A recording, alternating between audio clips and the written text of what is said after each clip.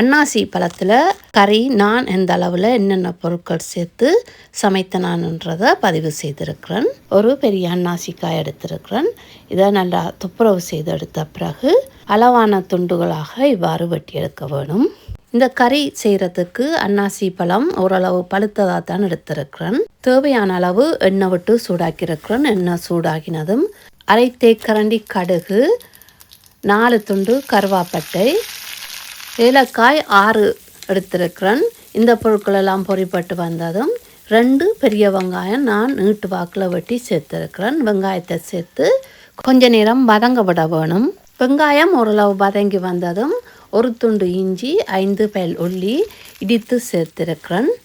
பச்சை மிளகாய் நான் 6 எடுத்திருக்கிறேன். தேவையான அளவு கருவேப்பிள்ளை சேர்த்து நன்றாக கலந்து வெங்காயம் ஓரளவு பொன்னிறமாக வரும் வரைக்கும் பொரிய விட வேணும். பச்சை மிளகாய் உங்களோட உரைப்புக்கு ஏற்றவாறு நீங்கள் சேர்க்கலாம்.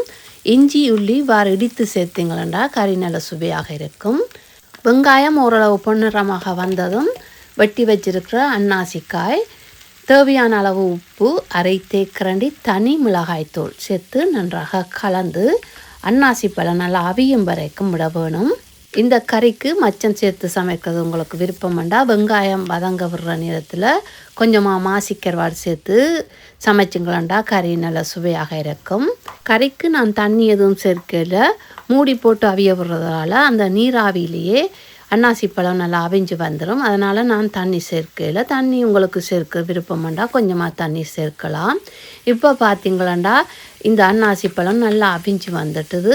இந்த நேரத்தில் கொஞ்சமாக சீனி அல்லது சர்க்கரை சேர்க்கலாம். நான் இன்றைக்கு சர்க்கரை தான் சேர்த்துருக்கிறேன். வீட்டில் கொண்டாட்டங்கள் செய்கிற நேரத்தில் இந்த அன்னாசி கறி சமைச்சோம்னா பிரியாணி, ஃப்ரைட் ரைஸ், மஞ்சள் சோறோடு சேர்த்து சாப்பிட நல்லா இருக்கும்.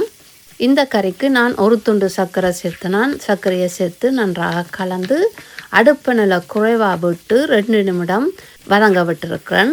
2 நிமிடத்துக்கு பிறகு நல்ல சுவையான அன்னாசி கறி இப்போ தயாராகிட்டுது. அடுப்பை ஆஃப் பண்ணிவிட்டு பரிமாறலாம். இந்த செய்முறை பிடிச்சிருந்தா நீங்களும் செய்து பாருங்கள். நன்றி.